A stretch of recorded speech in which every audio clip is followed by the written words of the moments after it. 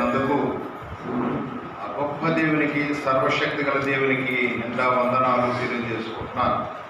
నన్ను ఆహ్వానించిన దేవుని సేవకులు రెవరెండ్ నోబులయ్య గారు బట్టి దేవునికి ఎంతో వందనాలు తెలుస్తున్నాను. వారితో కలిసి పరిచయం చేయడానికి దేవుడు నాకు అనుగ్రహించిన సమయాన్ని బట్టి కూడా ప్రభుత్వం వందనాలు తెలుస్తున్నాను. నన్ను ఆహ్వానించినందుకే అయ్యగారికి వందనాలు తెలుస్తున్నాను. మరియు సంఘ సభ్యులందరికీ కూడా యేసుక్రీస్తు నామములో వందనాలు తెలియజేస్తున్నాను. హల్లెలూయా. ప్రియమైన దేవుని బిడ్డలారా, ఈరోజు చదువుకున్న వాక్యం భాగమంతా మత్తయి సువార్త 25వ అధ్యాయానికి మనం అందరం కూడా వెళ్దాం. ఈ అధ్యాయము చూసిన వెంటనే లేదా ఈ మాటలు చదివిన వెంటనే మనకందరికీ అర్థమైపోతుంది. నేనేం చెప్తానో అందరికీ కూడా అర్థమైపోతుంది. ప్రత్యేకంగా పాఠమానో చెప్పవసరం లేదు. అయ్యగారు దేని గురించి చెప్తాను ఈరోజు ఇదే అందరికీ తెలిసిపోతుంది. కాబట్టి ఇందులో మర్మంగా మాట్లాడవలసినవి ఏమీ లేదు. మరో ముఖ్య విషయం ఏంటంటే, మీకు అందరికంటే నాకు తక్కువ జ్ఞానం ఉందని నేను ఎప్పుడు గ్రహిస్తుంటాను. మరి ముఖ్యంగా ఏంటంటే, ప్రతిసారి కూడా ఈ యొక్క పులిపిట్ ఎక్కడానికి సులువు అయిపోయింది. ప్రసంగం చేయడం చాలా సులువు. ఎందుకంటే రకరకాల యంత్రాలు లేకుంటే ఎక్విప్మెంట్స్ రావడం బట్టి సులువుగా ప్రసంగం చేయడం నేర్చుకుంటున్నారు. నాకు అది రాలేదు. ఎంతసేపు చదివినా సరే 2-3 రకాల బైబిల్ తిరిగేస్తాను. బైబిల్ చదువుతూనే అలాగ ప్రభా ఏంటి చెప్పాలని ప్రభుని అడుగుతూ నేను వాక్యాన్ని సిద్ధపడుతుంటాను. ప్రభా వారితో చెప్పే ముందు నాతో మాట్లాడిన ప్రభా అని ప్రభుని అడుగుతుంటాను. కొన్నిసార్లు నేను వాక్యం చెప్పినప్పుడు నాకు వాక్యం అయిపోయిన తర్వాత, మీటింగ్స్ అయిపోయిన తర్వాత నేను పరీక్షించుకుంటాను. ప్రభా ఈ దినం సరిగ్గా చెప్పలేదనో సరిగ్గా చెప్పానో ఆ విషయాలు దేవుడు నాతో మాట్లాడుతున్నప్పుడు కొన్నిసార్లు పశ్చాత్తాపడుతుంటాను. దేవుడు నాకు ఇచ్చిన సమయాన్ని సరిగ్గా సద్వినియోగం చేసుకోలేకపోయాను. ప్రజల ముందు దేవుని వాక్యాన్ని, దేవుని సువార్తని ప్రకటించలేకపోయాను. ప్రభా నన్ను క్షమించు, మరొక్కసారి నాకు ఆ సమయం దయచేయడం ప్రభా అని ప్రభు దగ్గర వేడుకుంటుంటాను. ఇవి జీవిత అనుభవాలు ప్రియులారా. సరే, ఇదేమో 10 మంది కన్యకల కోసం మనము చూస్తున్నాం. 10 మంది కన్యకలు అనగానే బుద్ధి గలవారు, బుద్ధి లేనివారు, కాబట్టి మీరు ఇవన్నీ చెప్తారని చెప్పి ప్రతి వారు కూడా మొట్టమొదటి వచ్చిన చూసినట్టే నేను ఏ రిఫరెన్స్ చెప్తారో కూడా చెప్పేసేవారు లేకపోలేదు. అలాంటి నాలెడ్జ్ వస్తున్న ధ్యానములవి. కాబట్టి ప్రియులారా, మరి ఈరోజు కొత్త కోణంలో ఇద్దరు మీరు అయితే ఈ పాత కోణంలో ఇద్దరు ఏం చేస్తారో ప్రభు ఏం చేస్తే అది మీకు చెప్పాలని ఆశపడుతున్నాను. ఈ 10 మంది కన్యకలు ఒక సంఘానికి పోలి ఉన్నారు. ఈ ఒక సంఘంలో అంటే 10 మంది అనుకుంటే 10 మంది కూడా ఎక్కడికి వెళ్దాం అనుకున్నారు? 25 ముందు పెట్టుకోవాలి. ఎక్కడికి వెళ్దాం అనుకుంటున్నారు? పరలోక రాజ్యము తమ దివిటీలు పట్టుకొని పెండ్లి కుమారుని ఎదుర్కొనడానికి వెళ్తున్నారు. పరలోక రాజ్యానికి పెండ్లి కుమారుడు ఎదుర్కోవడానికి వెళ్తుంది సంఘం. కానీ విచారకరమైన సమస్య ఏంటంటే, సంఘం అంతా కూడా బయలుదేరిపోయింది. ఎందుకంటే నేను కూడా పరలోక రాజ్యానికి వెళ్ళాలి, నేను కూడా దివ్యాలు పట్టుకోవడానికి అందరూ బయలుదేరిపోతున్నారు. మేమేం తక్కువ పెట్టి వారికంటే మేము కూడా ఎక్కువ అనుకుంటున్నాం. కానీ అక్కడ స్పష్టంగా రాయబడింది బుద్ధి గలవారు, బుద్ధి లేనివారు. అంటే జ్ఞానము కలిగిన వారు, జ్ఞానము లేనట్టు వారు కూడా కలిసి బయలుదేరిపోతున్నారు. మేము వస్తాం, మీకంటే తక్కువ తెలియదు, మేము కూడా చాలా 40 రోజుల కోటాలు మేము కూడా స్పాన్సర్ చేసాం, మాకు కూడా దశమ భాగం ఇస్తున్నాం, లేకుంటే బైబిల్ చదువుతున్నాం అని చెప్పి అందరూ రెడీ అయిపోతున్నారు.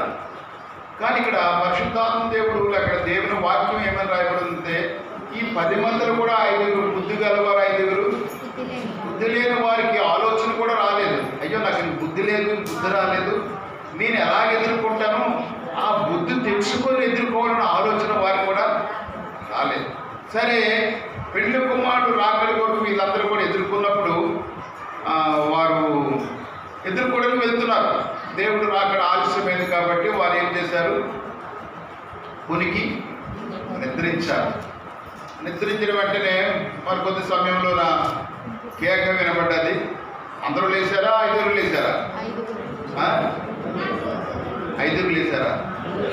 అందరూ లేచారు. ఎందుకంటే అందరూ బుద్ధికి లేని వారు ఏమి తక్కువే కాదు. మీతో కూడా ఈక్వల్గా మేము వస్తాం సుమా, మాకు బొమ్మ ఉందని చెప్తూ ప్రూఫ్ తీసుకుంటున్నారు అన్నమాట. కేక్ వినపెట్టినట్టు అందరూ లేచిపోయారు. ఓ యేసుప్రభు వచ్చాడంటే ప్రభు పెండు బొమ్మలు వచ్చాడంటే డ్యూటీలు పట్టుకొని ఎలిగించి లేచుకెళ్ళిపోతానికి డ్యూటీలు వెలిగిస్తుడికి డ్యూటీలు వెళ్ళట్లేదు, ఆ డ్యూటీలు వెళ్ళిపోయాయి. అయ్యి ఎందుకు వెళ్ళలేదని చూసుకుంటే అందులో ఏమి లేదు, నూనె లేదు. కాబట్టి అమ్మమ్మ ఎలాగెంత దూరం వచ్చి మాకు కిందకి వెళ్ళడానికి అవకాశం లేదు, వంట ఎక్కేసాం కదా, మరి కిందకి వెళ్ళడానికి కష్టం. కాబట్టి కొంచెం మీరు నూనె సహాయం చేస్తే మీతో కూడా వచ్చేస్తామన్నారు. అక్కడ సహాయం అడుగుతున్నారు. అబ్బాయి మాకు సరిపోతుంది, మాకే సరిపోతుంది, మీకు ఎక్కడ ఇస్తామన్నారు. ఆ కారణానికి ఆ 5 కూడా ఏం చేశారు, విడబడ్డారు. తలుపు వేయబడ్డది. మీరెవరు నాకు తెలియదని కూడా రిజల్ట్ కూడా వచ్చింది. ఎవరి దగ్గర నుండి? ప్రభు దగ్గర నుండి వచ్చింది. ఫ్రెండ్ కుమార్ దగ్గర నుంచి రిజల్ట్ ఏంటంటే మీరెవరు నాకు తెలియదు. అది పల్లెటూరు సార్, మేమైంది సార్, మేము చాలాసార్లు ప్రసంగం చేస్తాం సార్ అంటే నువ్వేం ప్రసంగం చేస్తావు నాకు తెలియదు అయ్యా, నీకు బుద్ధి లేదు. ముందు బేసికల్ నాలెడ్జ్లో చెప్పాలంటే బేసికల్ ప్రిన్సిపల్స్ నీకు లేవు, ఇంత దూరం వెళ్ళి వచ్చావు అసలు. కాబట్టి నువ్వెవరు నాకు, చాలామంది ప్రభు అని పిలుస్తారు కానీ ప్రభావం పిలిచిన వాడు ఎవరు కూడా పరలోక రాజ్యానికి వెళ్ళడనేది దేవుని వాక్యం. ఇది మనము చదువుకున్న వాక్య భాగం. ఇందులో కొన్ని మాటలు మనము జ్ఞాపకం చేసుకుందాం. బుద్ధి లేని వారు, బుద్ధి కలిగిన వారు, అంటే జ్ఞానం కలిగిన వారు, జ్ఞానం లేని వారు. మనము నిజంగా చెప్పాలంటే చాలా జ్ఞానవంతులు అక్కడ కూర్చోలేదు. ప్రతి సంఘంలో కూడా ప్రతి వారు కూడా జ్ఞానవంతుడే. లోకరీతిగా చాలా జ్ఞానం ఉంది. ఎలాగ సంపాదించాలా, ఎవరికి ఎలాగ మోసం చేయాలా, ఎలాగ దెబ్బ కొట్టాలా, అన్ని రకాలుగా తెలిసిన వారు ప్రతి ఊరిలో, ప్రతి సంఘంలో ప్రతి వారు కూడా ఉంది. వారికి జ్ఞానం లేదంటే చాలా ప్రమాదమే. ఎవరితో మాట్లాడతాం, నాకు బుద్ధి లేదంటున్నావు, బుద్ధి నీకు పొందలేదని అడుగుతారు అన్నమాట. కాబట్టి లోక జ్ఞానం ఉన్నది, కానీ పిల్లరా దేవుని జ్ఞానం లేదు. అందుగురించి ఓషియా గ్రంథము మాట చెప్తున్నా చూడండి. ఓషియా గ్రంథము 6వ అధ్యాయము 3వ వచనం చూద్దాం. ఓషియా గ్రంథము 6వ అధ్యాయము 3వ వచనం.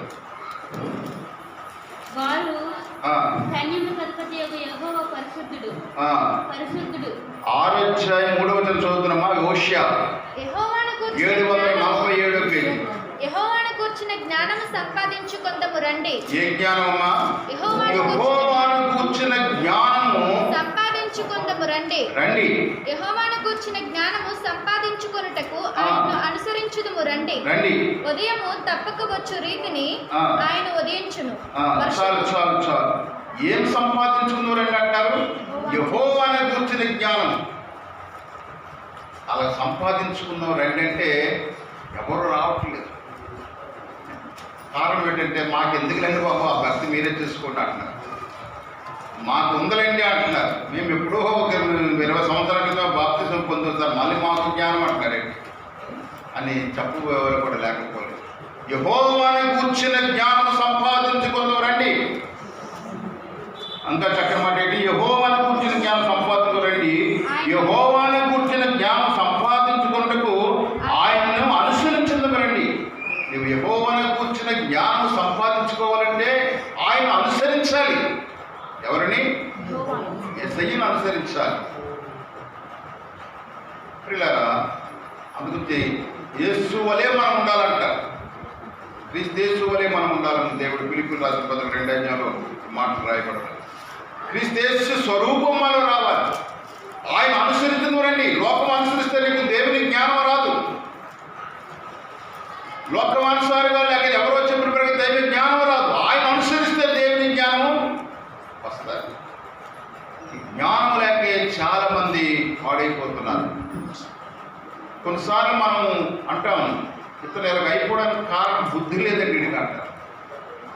బుద్ధి లేకే ఇలాగ అయిపోయింది పరిస్థితి, కుటుంబం ఇలాగ అయిపోయింది.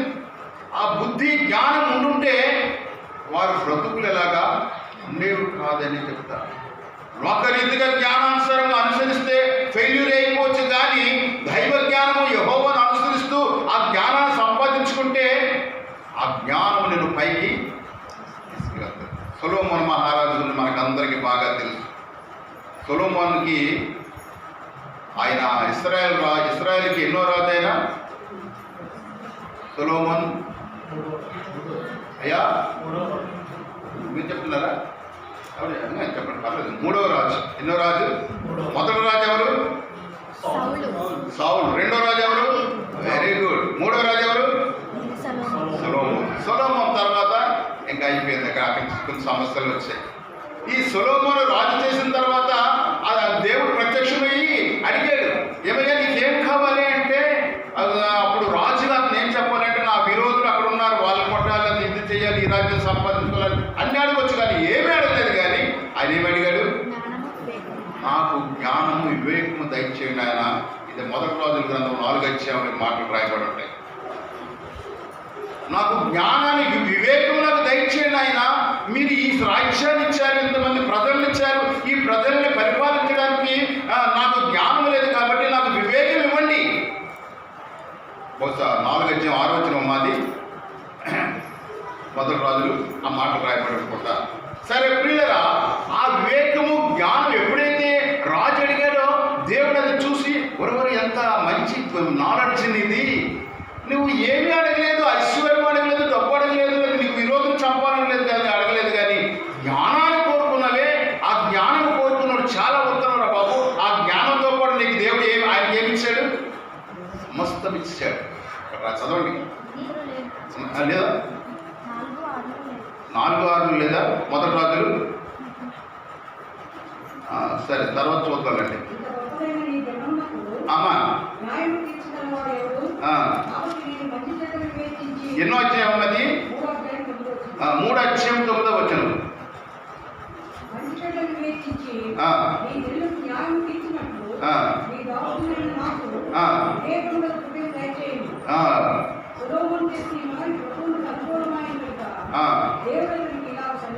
దేవుడు అతనికి ఇలా సెలవిచ్చాడు,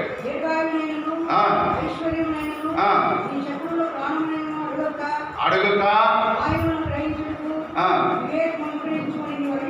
అడిగితివి, నీవు ఇలాగ అడిగినందున ఆలకించున్నాను, బుద్ధి వివేకము గల హృదయం నీకు ఇచ్చుచున్నాను. తర్వాత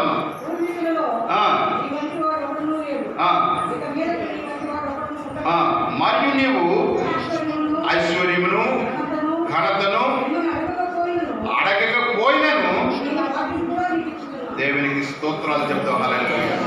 నీవు దేవుని జ్ఞానాన్ని వెతికితే, ఆయన అనుసరిస్తూ ఆయన జ్ఞానాన్ని సంపాదించుకుంటే, దేవుడు ఇవన్నీ కూడా వాటితో పాటు చేస్తున్నాడు. సొలొమోనుకి మనం మోడల్గా మన ముందు ఇచ్చారు. కాబట్టి ప్రియులారా, ఈ ఆఖరి దినాల్లో జీవిస్తున్న మనము దేవుని యొక్క జ్ఞానాన్ని అడగాలి. దేవుని యొక్క జ్ఞానాన్ని అడగాలి. యెహోవా యందు భయభక్తులు కలిగి ఉంట. మన స్కూల్లో ఉన్న సిబిఎంఐ స్కూల్లో మాటలన్నీ రాయబడి ఉంటాయి. యెహోవా యందు భయభక్తులు కలిగి ఉంట జ్ఞానమునకు మూలం. అంటే దేవుని జ్ఞానం కావాలంటే ఆయన నీవేమేయాలి? భయభక్తులు కలిగి ఉండాలి. భయభక్తులు నేర్చుకున్న తర్వాతే ఆ జ్ఞానం యొక్క నేర్చుకుంటాడు. ఆ జ్ఞానాన్ని సంపాదించుకున్న తర్వాత జ్ఞానం గల స్త్రీ, జ్ఞానం గల స్త్రీ ఇల్లు కట్టినట్టు తాకి పట్టుకుని వెళ్ళిపోవడమేనా ఉద్దేశం? ఇటుకలు తాకి పట్టుకోవడమా?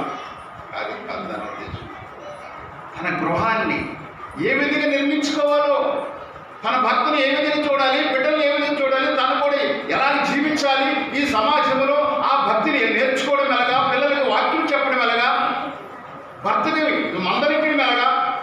ఉదయకాల సమయంలో నాకు కొన్ని ఫోన్లు వస్తుంటాయి. ఆ ఫోన్లు మాట్లాడుతూ ఆమెతో అన్నాను, అమ్మ ఏంటి నువ్వు కొంచెం మాట్లాడేటప్పుడు కొంచెం బాగులేనట్టుగా మాట్లాడుతున్నావు అంటే, అయ్యగారు నా భర్త రోజు తాగేస్తున్నాడండి, అతనితో మాట్లాడుతున్నప్పుడు మీకు ఫోన్ చేశానండి. కాబట్టి ఆ దుఃఖ స్వరం నాలో ఉందండి. కాబట్టి ఏమండి మీరు మారండి, మీరు ఆరోగ్యం పాడైపోతే నా జీవితం పాడైపోతుందండి అని నా భర్తతో బ్రతిమాలుతున్నానండి. లేరా ఇంకా ఇక్కడ త్రాగబోతులు ఎవరైనా ఉన్నారంటే, త్రాగడం వల్ల నీవు నష్టపోవడం కాదు, నీతో పాటు నీ భార్య, నీ కుటుంబం కూడా నష్టానికి గురవుతున్నారు. ఎంతమంది స్త్రీలు దినాన భర్త లేనటువంటి వారిగా అయిపోయారు. వాటికి కారణం త్రాగుడని కూడా బాగా తెలుసు. తాగి చచ్చిపోతాడంతే మారు. కాబట్టి జ్ఞానం గల స్త్రీ తన ఇల్లును కట్టుకుంటుంది. భర్తతో ఏ విధంగా మాట్లాడడం, బిడ్డలతో ఏ విధంగా మాట్లాడడం, తన ఏ విధంగా మాట్లాడడం. ఎందుకంటే ఆమెకు యెహోవాను అనుసరిస్తూ జ్ఞానాన్ని సంపాదించుకున్నారు కాబట్టి, ఆయన యందు భయభక్తులు కలిగి జ్ఞానం సంపాదించుకున్నారు కాబట్టి, ఆ జ్ఞానాన్ని ఉపయోగించి తన గృహాన్ని ఏ విధంగా కట్టుకునే వాళ్ళను ఆలోచిస్తుంటుంది. ఎప్పుడు కూడా వారిని బుద్ధిగల స్త్రీలని చెప్తారు. మనకందరికీ బాగా తెలుసు, బుద్ధి గలవాడు బుద్ధి లేనివాడు. ఏం చేశారు వారు?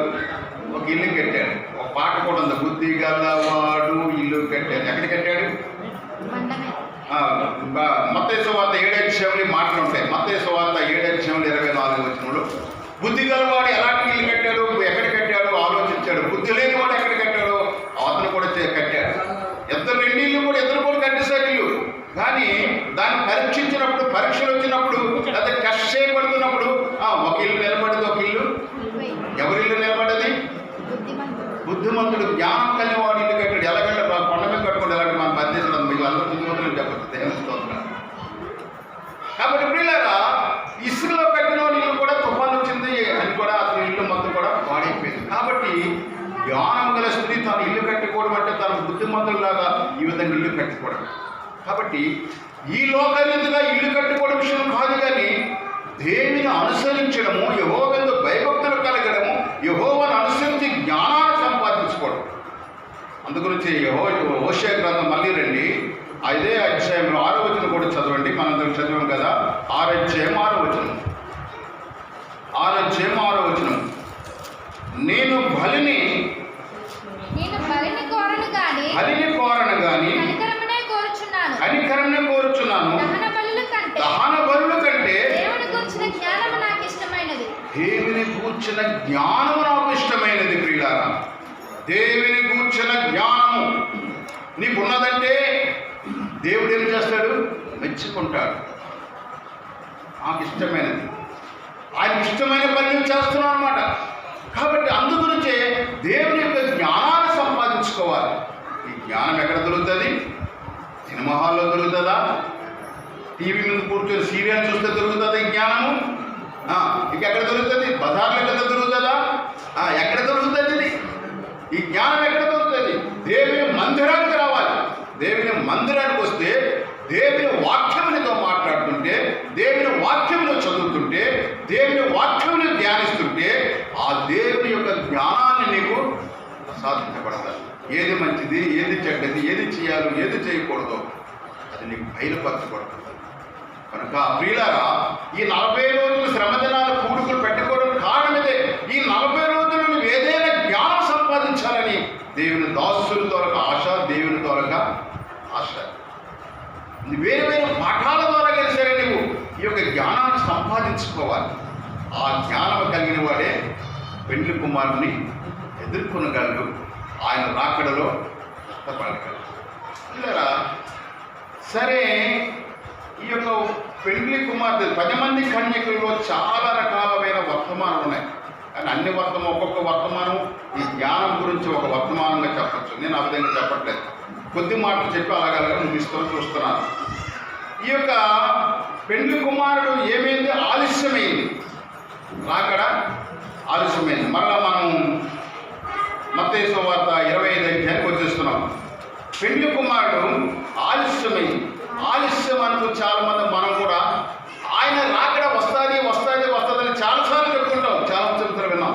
నాకు తెలిసిన ఒక అమ్మగారు ఇలాగన్నారు, అయ్యగారు మా తాతగారు పాస్టర్ గారండి, యేసుక్రీస్తు వస్తాడు వస్తాడు వస్తాడు చెప్పాడు. ఆయన చెప్తే పని చెప్పాడు, యేసు ప్రభు రాలేదు. మా నాన్నగారు కూడా పాస్టర్ గారండి, ఆయన కూడా చెప్పి ఆయన కూడా చెప్పాడు, యేసు ప్రభు రాలేదండి. మా ఆయన కూడా ఇప్పుడు పాస్టరే, అది నాన్న పాస్టర్, తాత పాస్టర్, నాన్న పాస్టర్, ఆయన కూడా పాస్టర్. ఇప్పుడు ఆయన చెప్తున్నాడండి యేసుక్రీస్తు వస్తాడు నేను ఎప్పుడు వస్తాడో నాకు తెలియజేస్తారండి. మనం కూడా కొన్నిసార్లు అలవాటు పడిపోతుంటాం. ఏంటి దేనికి ఇలా చెప్తుంటారండి, అది వస్తుందో లేదు ఎవరికి తెలుసండి. కరోనా వచ్చిందంటే యేసుప్రభు నాకు తెచ్చేస్తాడు అంటున్నారు, అక్కడ ఏదో జరిగితే యేసుప్రభు నాకు తెచ్చేస్తా అంటున్నారు. ఇవన్నీ కూడా దైవ జ్ఞానం కలిగి ఉన్నట్లయితే లోకంలో జరుగుతున్న సంఘటనలు సరిపోల్చుకుంటూ దేవుని వాక్యాన్ని పోల్చుకుంటే ఆయన రాకడ ఎంత త్వరగా ఉన్నదో అర్థమవుతుంది. ప్రియులారా, దేవుని రాకడ, యెరూషలేము కన్స్ట్రక్షన్, మందిరం కన్స్ట్రక్షన్ మీద, యెరూషలేము పట్టణం నిర్మాణం మీద, యూదా ప్రజలు లేదా యెరూషలేము ప్రజలకు మరలా స్వతంత్రం సంపాదించుకున్న దాని మీద రాత్రికాలం చెప్పిన 1947 సంవత్సరం ఆగస్టు 15 మే 15 ఆగస్టు కాదు మే 15 ఇజ్రాయెల్కి స్వతంత్రం వచ్చింది. అంటే అంజూరపు చెట్టు చిగురించడం దాని అర్థం. అంజూరపు చెట్టు ఎప్పుడైతే చిగురించిందో ఏ కాలం దగ్గర ఉంది? వసంతకాలం దగ్గర ఉందంట. ప్రభు రాకడ సమీపం ఉంది సుమాని. అవన్నీ కూడా రకరకాల ఉపమానాలు, రకరకాల వర్తమానాలు ఉన్నాయి. ప్రస్తుత చరిత్రను కూడా పరిశీలన చేస్తే ప్రపంచమైన పరిస్థితులు కూడా ఆలోచన చేస్తుంటే చాలా భయము, ఆందోళన కలుగుతుంది. ఎందుకంటే ఆయన రాకడ చాలా సమీపంగా ఉందని. ప్రియులారా, ఆయన రాకడ ఆలస్యం అనుకోకండి, ఆలస్యం చేయలేదు. ఎందుకు ఆలస్యం ఏంటంటే 1 పేతురు 2 పేతురు 2 అధ్యాయం 9వ వచనం చూడండి ఒకసారి. ఎందుకు ఆలస్యమైంది అంటే, ఎందుకు ఆలస్యం అవుతుందంటే,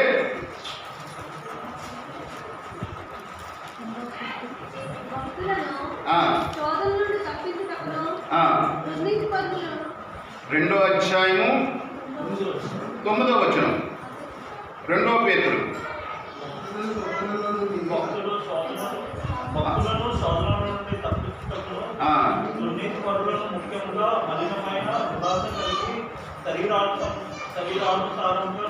మూడు 9 సార్ క్షమించండి. కొందరు ఆలస్యమే అని ఎంచుకున్నట్లు ప్రభు తన వాగ్దానం గురించి ఆలస్యము చేయువాడు కాదు కానీ ఎవడు కూడా నశింపకూడదని నిశ్చయింపగా అందరూ కూడా మారు మనసు పొందవాలని కోరుచు మీ ఎడల దీర్ఘశాంతము గలవాడై ఉన్నారు. అయితే ప్రభు దినము తొందరగా వచ్చినట్లుగా వచ్చును. ఆ దినమున ఆకాశం మహాధ్వనితో అంటే కొందరు ఆలస్యం అనుకుంటున్నట్లుగా ఆలస్యం కాదు కానీ ఈ 10 మంది కూడా రక్షణ పొందాలి. 10 మంది జ్ఞానం కలిగి ఉన్నారు, 10 మంది జ్ఞానం లేదు. కాబట్టి జ్ఞానం లేని వారు కూడా జ్ఞానాన్ని సంపాదించుకొని దేవుని రాకడలో ఎత్తబడాలని నా ఉద్దేశం. ప్రకటనలో మాట రాయబడింది ఏంటంటే 22 అధ్యాయం 6వ వచనం అనుకుంటాను. ఇదిగో నేను త్వరగా వచ్చుచున్నాను. ఇదిగో నేను త్వరగా వచ్చునంటే ఇదిగో అంటే ఏంటి అర్థం? అబ్బాయి అని పిలుస్తున్నట్టే. నేను త్వరగా, ఇదిగో అంటే ఇంక లేట్గా ఉన్నట్ట. మనం వెళ్తున్న వ్యక్తి ముందు ఇదిగో అబ్బాయి నేను వస్తున్నానంటే ఇక నిలబడి ఉంటా, బయలుదేరి పెడుతున్నా అన్నట్టు. కాబట్టి ఇదిగో నేను త్వరగా వస్తున్నాను. వాని క్రియలు 22 అధ్యాయంలో 22 ప్రకటన 22:7 ఇదిగో నేను త్వరగా వచ్చుచున్నాను, ఈ గ్రంథంలోని ప్రవచన వాక్యములను గైకొనువాడు ధన్యుడు. తర్వాత ఇంకో అక్కడే ఉంది చూడండి మరొక మాట 10వ వచనం. మరియు అతడు నాతో ఇలాగ చెప్పెను, ఈ గ్రంథమందున్న 12వ వచనం చదవమ్మా.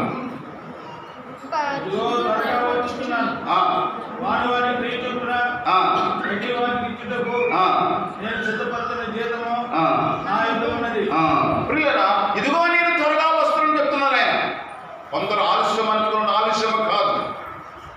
ఇక్కడ కూడా 10 మంది కన్యకల విషయంలో కూడా ఆలస్యమైనందున అంటే ఆలస్యం అయిపోయిందంటే రాదని ఉద్దేశం కాదు.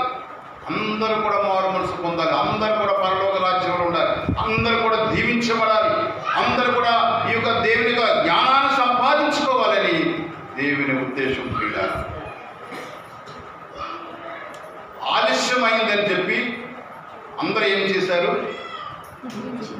ఉనికి నిద్రించారు. మరలా 25 అధ్యాయానికి వస్తున్నాం. మత్తయి సువార్త 25 అధ్యాయం. ఎదుర్కొనడానికి వెళ్ళారు. జ్ఞానం లేని ఉన్నవారు కూడా పరిశీలన చేశాము. తదుపరిగా ఆలస్యమైందని అనుకుంటున్నారు. ఆలస్యం కాదాపై నేను ఆలస్యం చేయడానికి కారణాలు ఏంటో చెప్పారు. సరే, ఆలస్యమైంది కదా అని ఇంకా ఎదురు చూస్తూ ఉండాలి. కానీ ఏమైపోయారు? వీళ్ళు ఉనికి నిద్రించారు, నిద్రపోయారు. ఎంత విచారకరమైన సమస్య అంటే నేటి దినాన ప్రపంచంలో కాదు భారతదేశంలో క్రైస్తవ్యం గురించి నిద్రపోతుందని చెప్తున్నారు. అప్పుడెప్పుడో నెహ్రూ గారు అన్నారండి, ఏమని? క్రైస్తవులు నిద్రపోతున్న సింహాలండి, కాబట్టి వాళ్ళు లేకపోద్దామని చెప్పాడండి. అంటే అప్పటికి ఇప్పటికి ఒకేలా ఉంది పరిస్థితి. నిద్రపోతూనే ఉన్నారు, ఎప్పుడు లేగట్లేదు వారు. నిజంగా భారతదేశంలో క్రైస్తవం లభిస్తే ఈ దినాన 2% ఉండదు క్రైస్తవ్యం. ఎన్నో ఇన్స్టిట్యూట్లు ఉన్నాయి. అంటే బైబిల్ గురించి ఈరోజు నేను ఒక మీటింగ్స్కి వెళ్ళాను, అక్కడ ఒక టీచింగ్ క్లాస్కి. ఆయన అంటాడు కనీసం సంవత్సరానికి 1000 మంది భారతదేశంలో సేవకులు పైకి వస్తున్నారంట. రకరకాల బైబిల్ కాలేజీల నుండి ఎంతమంది వస్తున్నారు అప్రాక్సిమేట్గా చెప్పారు. ఒక్కొక్క కాలేజీలో 50 మంది వేసుకున్నా, రకరకాలు వేసుకున్నా సరే, 8 మంది వేసుకున్నా సరే, మొత్తం భారతదేశం అంతటా కూడా కలిసి సంవత్సరానికి 1000 మంది విద్యార్థుల పైకి వస్తున్నారు బైబిల్ ట్రైనింగ్ పూర్తి చేసుకొని. వారు వచ్చిన దేనికోసం వస్తున్నారు? సేవ చేయడానికి వస్తున్నారు. వారు 1000 మంది సంవత్సరానికి వస్తుంటే ఇంతమంది క్రైస్తవం ఎందుకు మారట్లేదు? ఎందుకు ప్రభు దగ్గర చాలామంది నడిపించలేకపోతున్నారు? నిద్రపోతున్నారు అన్నమాట. ఏమిటి నిద్ర? ఈ నిద్ర చాలామందికి వినోదం అయిపోయింది. నిద్ర కూడా వినోదమే. హ్యాపీగా ఏసీ వేసుకొని పడుకుంటే అబ్బా ఎంత చక్కగా నిద్ర పట్టిందండి అంట. నిద్రపోవడం నా ఉద్దేశం కాదు, నిద్రపోవాలి. కానీ మనకు ఆసక్తి ఉండాలి. నాకు కూడా నిద్రపోతాం అనుకో, నాకు నిద్ర పట్టలేదు. నాకు ఏసీ ఉంది, రూమ్ ఉంది, చక్కగా ఏసీ ఆన్ చేసుకున్నా సరే ఏసీలో కూడా నిద్ర పట్టలేదు. ఈరోజు ప్రార్థన ఉంది, ప్రభుత్వం కొంచెం గడుపుదాం, కొంచెం వాక్యం చదువుదాం, ఇలాంటి తలంపులే తప్ప నాకు ఎక్కడైనా మెసేజ్ చెప్పాలంటే సరిగ్గా నిద్ర పడదు. ఆ వారం రోజులు అలా పెరుగులాడుతూనే ఉంటుంటారు. అర్ధరాత్రి కూడా లేచిపోతుంటారు. అర్ధరాత్రి కూడా కొన్నిసార్లు బయట చదువుతుంటారు. అర్ధరాత్రి కూడా ప్రార్థన చేస్తుంటారు. మా మిస్సెస్ చూసి ఏమిటి నిద్రపోండి బాబు, ఏంటి మాకు లేదా డిస్టర్బెన్స్ అంటే వాళ్ళు డిస్టర్బ్ చేయకుండా హాల్లోకి వెళ్ళిపోతాను. వాళ్ళు లైట్గా ట్రై అయింది, ఎందుకంటే వాళ్ళు డిస్టర్బ్ చేయకూడదు. నా బాధ నాది, దేవుని స్తోత్రం. కానీ వీరేమైపోయారు? నిద్రపోయారు, కొనికి నిద్రపోయారు అంటారు. మనం కూడా కొనికి నిద్రపోకూడదు. అందులో తెస్సలోనికీయులకు రాసిన పత్రిక ఏమంది? 5:6 మొదటి తెస్సలోనికీయులకు రాసిన పత్రిక 5:6 ఇతరుల వలె నిద్రపోక మెలకువగా ఉండి మత్తులము కాక ఇతరుల వలె నిద్రపోక. ఇతరులందరూ లోకస్తులందరూ కూడా నిద్రపోతారు. వారందరూ నిద్రపోవడమే పెద్ద డ్యూటీ అనుకుంటారు. నిద్రపోవడం వినోదం అంటారు. ఎనిమిది గ్రంథంలో 37:26 మాట ఏముందంటే నిద్రపోవడం వినోదంగా ఉన్నదానికి చాలా హ్యాపీగా నిద్రపోవడం కనిపిస్తుంది పిల్లలు. అయితే నిద్రపోవడం నిజంగా రియల్గా లిటరల్గా మనం నిద్రపోవడం గురించి కాదు, కానీ బైబిల్లో కొన్ని రకమైన నిద్రలు ఉన్నాయి. ఆ నిద్రలో మనం నిద్రపోకూడదని బైబిల్ చెప్తుంది. కొన్ని నిద్రల విషయం చూద్దాం. మత్తయి సువార్త 14:30 మార్కు సువార్త 14:37 మరలా ఆయన వచ్చి వారు నిద్రించుచుండట చూచి సీమోను నిద్రించుచున్నావా? ఒక్క గడి అయినను మేల్కొని ఉండలేవా? మీరు శోధనలో ప్రవేశించకుండానట్లు మెలకువగా ఉండి ప్రార్థన చేయండి. ఆత్మ సిద్ధమే గాని. సరే ఇక్కడ ఆపుదాం పిల్లలు. ఇక్కడ ఎవరు చెప్తున్నారు ఈ మాట? ఎవరితోని? సీమోను ఎవరు? ఆయన శిష్యులతో దేవుడు ఇస్తున్న మాట అంటే ఏమయ్యా, మీకు చెప్పిన పని ఏంటి, మీరు చేసే పని ఏంటి, మీరు ప్రార్థన చేయండి, నేను కూడా ముందుకెళ్ళి ప్రార్థన చేస్తాను. అది గెత్సేమనే తోట అనుభవంలో ఉన్న పరిస్థితి అది. నేను కూడా ప్రార్థన చేస్తాను. ఆయన రక్తము కారినంతగా చెమట రక్తమయంగా మారినట్టుగా ఆయన ఈ వ్యాధులతో ప్రార్థన చేస్తున్నారు. అయ్యగారు చెప్పారు ఏమండి, మీరు శిష్యులు కాబట్టి మీరు ఇక్కడ ప్రార్థన చేయండి అని చెప్పారు. సరే నా శిష్యులు ఎట్లా ప్రార్థన చేస్తామని చెప్పి వెనక్కి వచ్చి చూస్తే వారు ఏం చేస్తున్నారు? వెలుగుగా ఉండి ప్రార్థన చేయండి అంటే మనం ఎన్ని నిమిషాలు ప్రార్థన చేస్తున్నాం? ఎంతసేపు ప్రార్థన చేస్తున్నాం? ఈ ప్రార్థన కూర్చిన నిద్ర. ఈ ప్రార్థన చేయకుండా నిద్రపోవడం. ఈ నిద్ర ప్రార్థన లేని ఈ నిద్ర, ప్రార్థన చేయకపోవడం నిద్ర. నెహ్రూ గారు చెప్పిన మాట ఇదే. సింహాలు నిద్రపోతున్నట్టు వీళ్ళు ప్రార్థన చేయరు. ఏదో చర్చికి వెళ్తారు, వాక్యం వింటారు, అక్కడ ఇంకోటి కూడా చేస్తారు, కానీ ప్రార్థన చేయరు. కనుక వీరు ప్రార్థించాలంటే భారతదేశం కదిలించబడుతుంది. ప్రతి వ్యక్తి, ప్రతి క్రైస్తవుడు, ప్రతి సంఘ కాపరి కూడా ఒక దీక్షతో ప్రార్థించినట్లయితే కనీసం రోజుకు 1 గంట సేపు నేను ప్రార్థిస్తున్న తీర్మానం చేసుకుంటే భారతదేశాన్ని కూడా గడగడలాడించే శక్తి దేవుడిస్తాడు. దేనిలో శక్తి లేదు, కానీ ఏముంది? ప్రార్థనలో శక్తి ఉంది. ఆ ప్రార్థన పాస్టర్ గారు ఒకరే కాదు, అందరు కూడా చేయమని దేవుడు చెప్పాడు. ప్రతి వారిని కూడా అధికారం ఇచ్చాడు. అటువంటి ప్రార్థన గురించి విని ప్రార్థన శక్తి కూడా మనం ప్రార్థన చేయలేకపోతున్నాం. ఉదయకాలం మరొక ఫోన్ వచ్చింది, ఏమిటి అయ్యారు అని గట్టిగా ఏడుస్తున్నారు. అమ్మ ఏం చెప్పమ్మా ఆడకని చెప్పంటే మా నాన్నగారికి బీపీలో అయిపోయిందని ప్రార్థన చేయండి బాబాయ్. అంటే బీపీలో అయితే డాక్టర్ దగ్గర తీసుకెళ్ళాలి, ఇంకేదో చేయాలి, ప్రార్థన చేయండి అంటే ప్రార్థనలో కూడా బీపీ రేట్ అవుతుంది అనమాట. దేవుని స్తోత్రాలు చెప్తాను. మన దేవుడు శక్తి గల దేవుడు, యెహోవా రాఫా, నేను స్వస్థపరిచిన యెహోవా. కాబట్టి ఈ స్వస్థత జరగాలంటే నువ్వు ప్రార్థన చేయాలి. ప్రార్థన చేసాం. వాళ్ళిద్దరు భార్య భర్తలు కూడా కూర్చుని బట్టి నేను ఫోన్లో ఉన్నాను, ఆ ఆత్మ మీద చెయ్యి వేయండి, నేను కూడా ప్రార్థన చేస్తూ ప్రార్థనలోనే ఆ ఫోన్లోనే ప్రార్థన చేస్తాం. 10 నిమిషాలు ప్రార్థన చేసి ఆమెను చెప్పాం, ఏదైనా సమస్య అయితే చెప్పండి అమ్మా, వీలైతే డాక్టర్ దగ్గర తీసుకెళ్ళి నేను చెప్పిన సలహాలు చెప్పాను. ఆయన ప్రార్థన మరికొద్ది 2 గంటల తర్వాత మళ్ళీ ఒక ఫోన్ వచ్చింది, అవదే ఫోన్. అయ్యగారు మా నాన్నగారికి బీపీలు చక్కగా వచ్చింది సార్ అంట. మరి హాస్పిటల్ తీసుకెళ్ళి ఏమీ లేదు సార్, మీరు ప్రార్థన అయిపోయిన తర్వాత కొంచెంసేపు కూర్చొని చూసాము, అది కదిలోకి చక్కగా ఉంది, కొంచెం అమ్మలు కూడా తాగాడు, అది తాగాడు, ఇది తాగాడు, ఇప్పుడు బాగున్నాడు సార్ అని. దేవునికి స్తోత్రాలు. ప్రార్థనలో శక్తి ఉంది పిల్లరా, ప్రార్థనలో స్వస్థత ఉంది. కాబట్టి అటువంటి ప్రార్థన చేయకుండా భారతదేశం క్రైస్తవులు ఏంటి, ప్రపంచ క్రైస్తవులు కూడా నిద్రపోతుంది. ఈ దినాల సంఘం కూడా నిద్రపోతుంది. నిద్రపోతున్న వారు దేవుని రాకడలో అంతపడలేదు, ఎందుకంటే దేవుని స్వరం వారు వినలేరు. కాబట్టి ప్రియులారా, మనం ఇంకా నిద్రపోతున్నామా, ప్రార్థన చేస్తున్నామా? చాలా ముఖ్యమైన సుమా. ఇటువంటి ప్రార్థన గురించి చెప్పాలంటే ఇది ఒక వర్తమానంగా తీసుకువెళ్ళచ్చు, కానీ నేను మరొక ముందుగా వెళ్ళాలనుకుంటున్నాను. ఇంకా బైబిల్లో చాలా రకాలమైన నిద్రలు ఉన్నాయి. మనకు తెలుసు, బైబిల్లో ఉన్నారు ఒక ఆయన పేరే మార్చారు. అతను కొన్ని పేరు మార్చారు. ఓ నిద్రపోతాను లేదురా బాబు, నువ్వే పడుకుని నిద్రపోతున్నా, సోమరిపోతాడు, నిద్రపోతాడు, సోమరిపోతాడు, పోయి నిద్రపోతా లేవు అన్నాడు. ఎవరికి? యోనా గారు. ఆయనకి నిద్రపోతున్నాడు. ఇది ఎక్కడికి నిద్రపోతున్నాడు? ఓడలో ప్రయాణించే నిద్ర. ఆయనకి ఎక్కడికి వెళ్ళమన్నారు? సువార్తకి వెళ్ళమన్నారు. ఎక్కడికి? సువార్తకి. ఏ ఊరు? నినే పట్టణాలు. అంటే వెళ్ళమంటే ఆయన ఏం చేశాడు? ఆ ఊరు వెళ్ళమంటే ఎక్కడ పోతున్నాడు? దర్శనంగా చక్క ఓడలో నిద్రపోతాడు అంతే హ్యాపీగా. కొన్నిసార్లు దేవుని పని మనకు చెప్తే ఆ పని చేయకుండా మనం ఏం చేస్తున్నాము? నిద్రపోతున్నాం. అయ్యా ఈరోజు ప్రార్థన ఉందంటే 7 గంటల ప్రార్థన అంటే 6 గంటలు కూడా పడుకున్న వారు ఉన్నారేమో బహుశా. వెళ్దామలే, ఇంకా టైం ఉంది, అయ్యగారు రాహరు, ఇంకా మనం ఎందుకు ముందు అక్కడ కూర్చోవడం అన్న ఆలోచన కలిగి ఉన్నాయి. ఈ ఆదివారం ప్రార్థన, మిగతా ప్రార్థన లేదా సువార్తకి వెళ్ళేటప్పుడు అమ్మ రండి కలిసి సువార్తకి వెళ్దాం, లేదా ప్రార్థన చేద్దాం, ఉపవాస కూడిగా. శుక్రవారం ఉపవాస ప్రార్థన. అయ్యి ఎన్ని గంటలకి మా ఉపవాస కూడిగా? 3 గంటలకి. సరిగ్గా పడుకుంటే పెట్టారు అమ్మగారు అని చెప్పేవారు కూడా లేకపోతే. ఇదే మీకు టైం దొరికింది, మీకు ఇంకా టైం మార్చండి, అప్పుడు రాగలుగుతారని భోజనం చేసినంత భక్త ఆయాసం మీద అంటారు కదా, ఇలాంటప్పుడు పెట్టారేటన్నా బాబు. రాత్రి పడుకోవడం సమయం ఉంది, ఈ భక్త ఆయాసం శుక్రవారం నాటికి వచ్చేస్తుంది. నీకు ఒకరోజు సమర్పించుకొని 3 గంటలకు వచ్చి దేవుని సేవకురాలతో, దేవుని సేవ ఎవరు నడిపిస్తారో వారితో కలిసి దేవా నా సంఘాన్ని దీవించండి, ఆ ఉద్యోగం ఇచ్చిన ప్రభు, ఈ ప్రాంతం మార్చండి ప్రభు అంటే ప్రార్థన చేయొచ్చు కదా. ప్రార్థన చేయడం సువార్తకి రావాలి, ప్రార్థనకి రావాలి. ఈ సువార్తకి వెళ్ళమంటే యోనా గారు ఏం చేస్తున్నారు? ఇక్కడ శిష్యులు ఏమైనా నిద్రపోతున్నారు ప్రార్థన చేయకుండా. ఇతను కూడా శిష్యుడు అని చెప్పచ్చు, ప్రవక్త. ఇతను కూడా దైవభక్తి కలిగినటువంటి వాడే, దేవుని స్వరం వినేటువంటి వాడే. సువార్తకి వెళ్తున్నాను ఆయన ఎక్కడ పడుకున్నాడు?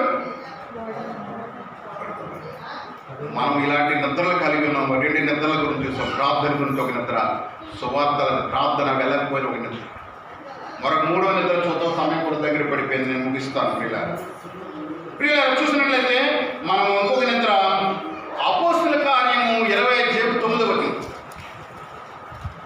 అపోస్తుల కార్యము 20:9. మేము కూడి ఉన్న మేడగదిలో అనేక దీపములు ఉండేవి. అప్పుడు ఐతకు అనే ఒక యవనస్తుడు కిటికీలో కూర్చుండి గాఢ నిద్రపోయి. ఎక్కడమ్మా? ఎక్కడ కూర్చున్నాడు? కిటికీలో కూర్చొని గాఢ నిద్రపోయి పౌలు చాలాసేపు ప్రసంగించుచుండగా నిద్ర భారము వలన చోకి 3వ అంతస్తు నుండి క్రింద పడి చనిపోయిన వాడే ఎత్తబడి. ఎంత భయంకరం అంటే ఎక్కడికి వెళ్ళారండి ఇతను? ఐతకు పౌలు గారు వచ్చారండి, మంచి స్పీకర్ అండి, వాక్యం బలంగా చెప్తారు అంటే మేము కూడా వస్తామని చెప్పి ఈ బుద్ధి లేని వారు ఇది ఒక సమస్య అన్నమాట.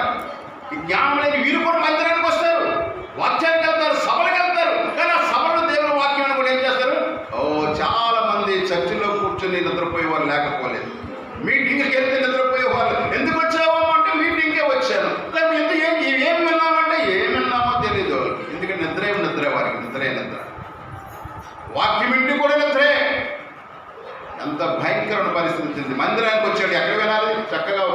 చదువుకుంటూ దేవుని వాక్యం చెప్తుంటూ ఎదురు చూస్తూ ఏ వాక్యం వస్తుందో రాసుకుంటూ ఆ వాక్యం నాకు అవునా కాదా అన్నాడు పరిశీలన చేసుకుంటూ పరీక్ష చేసుకో వర్షం బదులు చక్కగా కిటికీ పక్కన కూర్చున్నాడు. ఆ దినాలు ఫ్యాన్ లేవు కాబట్టి చక్కగా కిటికీ నుండి ఏమొస్తుంది, గాలి వస్తుంది, చల్లగా ఉంది కాబట్టి అయ్యగారి బోధ కూడా చాలా బాగుంది కాబట్టి చక్కగా ఏమైపోయాడు, ఆయన నిద్రపోయాడు. నిద్రపోవడం బట్టి కింద పడ్డాడు, చనిపోయాడు. నేడు దినాలు కూడా దేవుని వాక్యం నీలో వెళ్ళకపోతే ఆత్మీయ రీతిగా నీవు కూడా ఏమైపోతావు, చస్తావు. కనుక జ్ఞానం లేని బుద్ధి లేని కన్నికలు ఇది ఒక రకమైన గుణం. కనుక వారికి నూనె దొరికింది. ఆ డ్యూటీలు పట్టుకొని ఎక్కడే లేదు, నూనె లేకపోవడానికి కారణం అది. వాక్యమే వింటే ప్రార్థనే చేస్తే ఆ బుద్ధిహీనురాలుగా బలంటే బుద్ధి లేని వారుగా ఆ టైటిల్ నీకు రాదు. ప్రియమైన దేవుని బిడ్డారా, మనము ఏ నిద్రలో ఉన్నాం ఒకసారి పరీక్షించుకోవాలి. ప్రార్థించడంలో వెళ్ళకుండా సోమరైపోయి నిద్రపోతున్నామా, సువార్త ప్రకటించలేదు, ప్రార్థనా కూటాలు లేదా ఆదివారం ఆరాధన వెళ్ళకుండా నిద్రపోతున్నామా, లేక వాక్యం వస్తూ మందిరానికి వస్తూ కూడా సభలకు వెళ్తూ కూడా వాక్యం వినకుండా చక్కగా నిద్రపోతున్నావా? ఆ కారణానికి నువ్వు వెలిగించబడలేకపోతున్నావు. మరొక నిద్ర, ఇది చాలా భయంకరమైన నిద్ర. న్యాయాధిపతుల గ్రంథము 16వ అధ్యాయము 19వ వచనం. ఈయన కూడా దేవుని ప్రవక్త, దేవుని వరమ ద్వారా జన్మించిన వ్యక్తి. దేవుడు ఒక పని బాధ్యత ఇతను అప్పచెప్పాడు.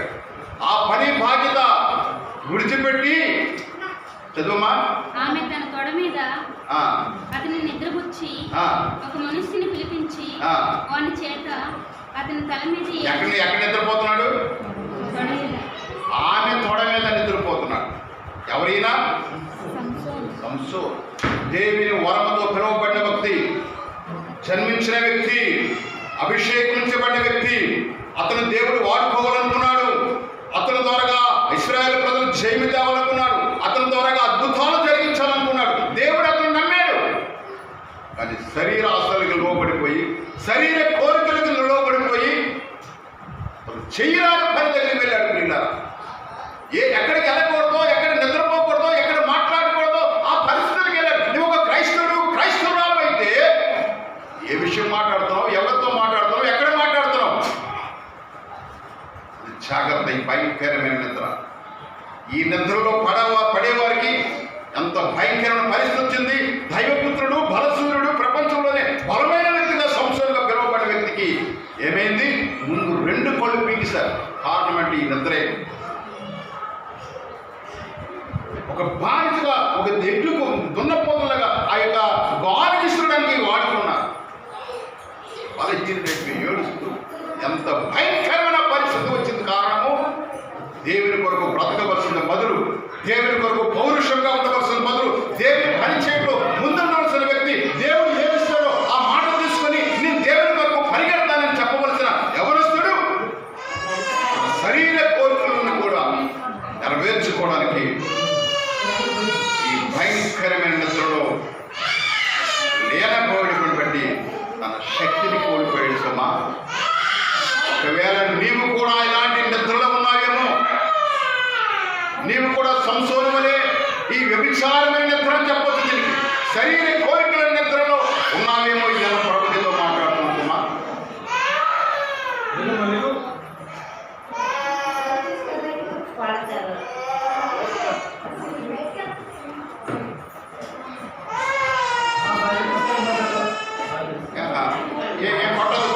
పట్టదు జాగ్రత్త తీసుకెళ్ళాలి. కాబట్టి ప్రియులారా, ప్రియమైన దేవుని బిడ్డలారా, దేవుని వాక్యము సరిగ్గా మనుషులతో మాట్లాడుతున్నప్పుడు సైతం కొట్టేటట్టు చేస్తుంది. పిల్లలతో కాదు, పిల్లలు మంచివాడు. దేవుని వాక్యంతో మాట్లాడుతుంది. ఏ నిద్రలో ఉన్నావో సుమారు దేవుడు జ్ఞాపకం చేసుకోమంటున్నాడు. ఈ శరీర నిద్రలో ఉన్నావేమో, దైవభక్తి కలిగి ప్రార్థన పరుడయ్యండి, బాప్తిసం తీసుకొని బల్లారాధనలో పాల్గొన పొంది ఇంకా శరీర కోరికల్లో నిమగ్నమైన కొన్ని విషయాలు కూడా ఇక్కడ చెప్పడానికి మంచిది కాదని చెప్పట్లేదు. కానీ నాకు చాలామంది తెలుసు, ఒక సంఘంలో ఒక వ్యక్తి అది చెప్పకూడదు, అది మంచిది కాదు అంటే ప్రభురాత్రి భోజనం పంచుతున్న వ్యక్తులతో అంటే పంచిపెట్టేవారంటే కొంచెం ప్రత్యేకించబడ్డ వ్యక్తి. అలాంటి వారు కూడా శరీర క్రియలు పడిపోయిన వారు నాకు ఎందుకు వారితో నేను సంభాషించే వారిని తిట్టి గద్దించాలి కూడా వారు. అది మంచిది కాదు. లాంటి నిద్రలో నీవు కూడా ఉన్నావేమో. పరిశుద్ధాత్మ దేవుడు ఈ 11వ దినాన నీతో నాతో మనతో అందరితో మాట్లాడుతున్నాడు. సంసోను తన ప్రత్యేకించబడిన వ్యక్తి, దేవుని చేత ఏర్పరచబడిన వ్యక్తి, దేవుని కొరకు బ్రతకవలసిన వ్యక్తి, దేవుని కార్యము సూరవత్తంగా చేయవలసిన వ్యక్తి శరీర కోరికలతో నిద్రపోతున్నాడు. అక్కడ తనకి మంచమే లేకపోయిందా? అంత భయంకరము. ఆ కారణాలుగా తన బలాన్ని కోల్పోయాడు. ఆ కారణాలుగా శరీర కోరికలు నెరవేర్చుకున్నో లేదు, కానీ తన శరీరం మూలమైపోయింది, తన కళ్ళు తీయబడ్డాయి. ఎంత భయంకరమైన పరిస్థితికి ఏర్పడింది. ప్రియమైన దేవుని బిడ్డలారా, ఆ మాటలు నేను ముగింపులోకి వచ్చాను. నువ్వు ఏ నిద్ర కలిగి ఉన్నావో ఆ నిద్ర విషయంలో జాగ్రత్త కలిగి మారు మనసు పొంది ఆ నిద్రలను విడిచిపెట్టి దేవుని కొరకు మెలకువగా ఉండాలని రోమీయులకు రాసిన పత్రిక 13వ అధ్యాయం 11 చూద్దాం పిల్లలు. 13:11. మరియు మీరు కాలము నెరిగి నిద్ర మేలుకొని వేళ అయినదని తెలుసుకొని అలాగు చేయుడి. మనము విశ్వాసులమైనప్పటి కంటే ఇప్పుడు రక్షణ మనకు మరి సమీపముగా ఉన్నది. రాత్రి చాలా గడిచింది, పగలు సమీపముగా ఉన్నది కనుక మనము అంధకార క్రియలను విసర్జించి తేజస్ సంబంధమైన యుద్ధోపకరణములను ధరించుకుందాము. అల్లరితో కూడిన ఆటపాటలైన సినిమాలు, సీరియాలు మత్తైనను లేకయు కామ విలాసములైనను పోకిరీ చేష్టలైనను లేకయు కలహమైనను మత్సరమైనను లేకయు పగటి యందు నడుచుకున్నట్టు మర్యాదగా నడుచుకుందాము. ఈ నిద్ర నుండి మేల్కొని నీవు చేయవలసిన పనులేవో దేవుడు చెప్పాడు. ఇంకా అంధకారమైన చీకటి ఉండడానికి కుదరదు. సమయం సమీపమైనది కాబట్టి మనం మేల్కొనాలి. దేవుడి దిన ప్రత్యేకునితో మాట్లాడుతున్నప్పుడు ఈ దినం మేల్కొని నీ శరీర క్రియలు, నిద్రలో ప్రార్థన లేదా వాక్యము లేకుంటే దేవుని సన్నిధిలో వినడము, ఇవన్నీ కూడా సరి చేసుకుని మేల్కొని దేవుని రాకడ కొరకు మనం సిద్ధపడేవారుగా ఉండాలి. ప్రియులారా, నా మాటలు ముగించడానికి వచ్చాను. నిద్రపోయారు. యేసు ప్రభువు వారు వచ్చారు. ఆ స్వరం విన్నారు. 5 ఎత్తబడ్డారు, 5 విడవబడ్డారు. విడవబడిన తర్వాత మత్తయి సువార్త 25:11 చూడండి. నేను ముగింపుకు వచ్చాను. మత్తయి సువార్త 25:11. అంతటా తలుపు వేయబడెను. చాలు అంతటా తలుపు వేయబడెను. అక్కడ జరిగిన సంగతి చదువుకునే సమయం లేదు, నేను ముగిస్తాను. ఈరోజు కొంచెం టైం కూడా ఎక్కువైపోయింది. అంతటా తలుపు వేయబడ్డది. ఇక దెర్ ఇస్ నో ఛాన్స్. ఆ తలుపు వేయబడిన తర్వాత అయ్యా నీరు తారీఖు మారు మనసు పొందుతారు సార్ కావాలంటే ఏమవ్వదు. ఈ తలుపు వేయబడిన నోహ దినాలు కూడా ఏం చేయబడ్డది? తలుపు వేయబడ్డది. వర్షం వచ్చిన రాకముందే అని చెప్పాడు, అయ్యా పెద్ద తుఫాన్ వస్తుంది, వర్షం వస్తుంది, అంతా కూడా ముంచేస్తుంది, ఈ వాటిలోకి రండి, వచ్చిన వాళ్ళందరూ రక్షణ పొందుతారు, మీరు రండి అంటే ఎవరు కూడా పట్టించుకోలేదు. మీరు ఈ ఆక్సిజన్ టవర్స్ ఉన్నాయి కదా, ఆ టవర్ ఉంది, ఈ టవర్ ఉందని చెప్పుకున్నారు. అప్పుడు ఆ జనాలు ఏ టవర్ వచ్చినా సరే ఏ టవర్ కూడా ఉపయోగపడలేదు. అన్ని టవర్ కూడా ఏమైంది? మునుగుపోయి. అప్పుడు పరిగెత్తున్న నోహ గారు ఏమిటి? తలుపు తీయండి సార్, మేము మీ పక్కింట్లో ఉన్నాం సార్. ఏ పక్కింట్లో ఎక్కడున్నా సరే నేను పిలిచినప్పుడు రాదు కూడా తలుపు వేయబడ్డది. తలుపు తీయడానికి ఇక్కడ కూడా తలుపు వేయబడ్డది. లేదా దేవుడు అంటున్నాడు, ఆ తలుపు వేయబడిన తర్వాత నీ తలం కాదు మళ్ళీ లోపల రావడానికి. కానీ దేవుడు ఒక అవకాశం ఇస్తున్నాడు. ఏంటని? నీకు ఒక అవకాశం ఇస్తాడు. ఏంటి అవకాశం? ప్రకటన గ్రంథం 3వ అధ్యాయం. నా మాట ముగిస్తున్న ఆఖరి మాట. 3వ అధ్యాయం 20. ప్రకటన గ్రంథం 3వ అధ్యాయం 20. నేను తలుపునందు నిలుచుండి తట్టుచున్నాను. ఎవడైనా నా స్వరం విని తలుపు తీసిన ఎడల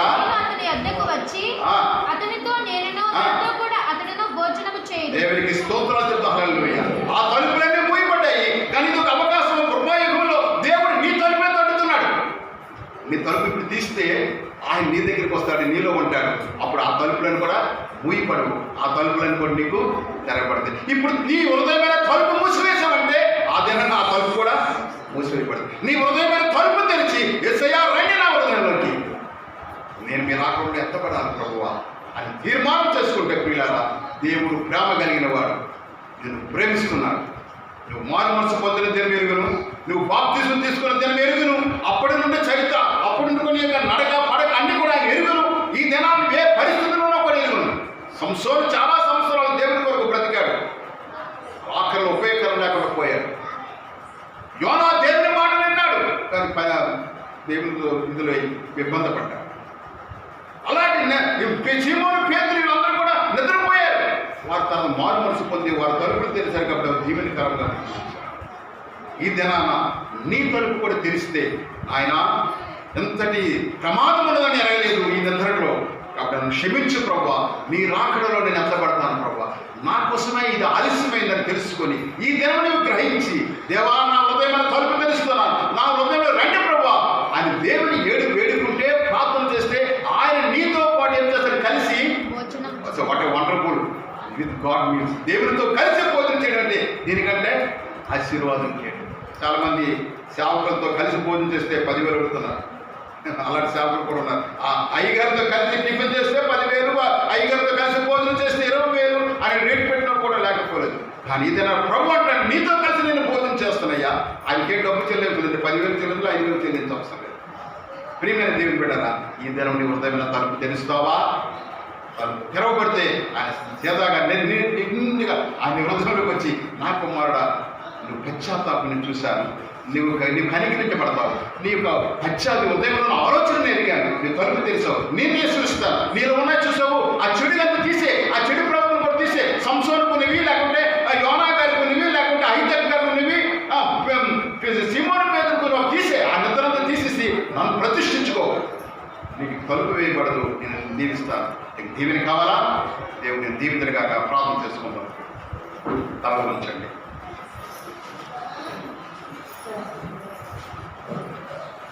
ప్రియమైన దేవుని బిడ్డలారా, ఈరోజు పరిశుద్ధాత్మ దేవుడు మనందరితో మాట్లాడారు, నీతో కూడా మాట్లాడారు. కానీ నాకు కాదని అనుకుంటున్నాను, నీతోనేమ్మా. నీ శరీర క్రియలు తెలియవనుకుంటున్నావా? నువ్వు రహస్యం ముందు చేసిన క్రియలు దేవుని తెలియవనుకుంటున్నావా? నేను గద్దించడానికి, నేను శపించడానికి మాత్రం కాదు సుమా. ఈ దినాన ఆయన మాట విని నీ తలుపు తెరిచినట్లయితే నేను నీకు బంగారం చేస్తున్నట్టే. నేను ఆశీర్వాదం చెప్పుతుడుగా దేవుడిని చేయాలనుకుంటున్నాను. అటువంటి ఆశీర్వాదం నాకు నింపండి ప్రభు అని ప్రభుతో నువ్వు సహవాసం చేసినట్లయితే, నీ హృదయమైన తలుపు తెరిచినట్లయితే, నా హృదయంలో రెండు ప్రభు అన్నట్లయితే ఒక ప్రార్థన చేయి.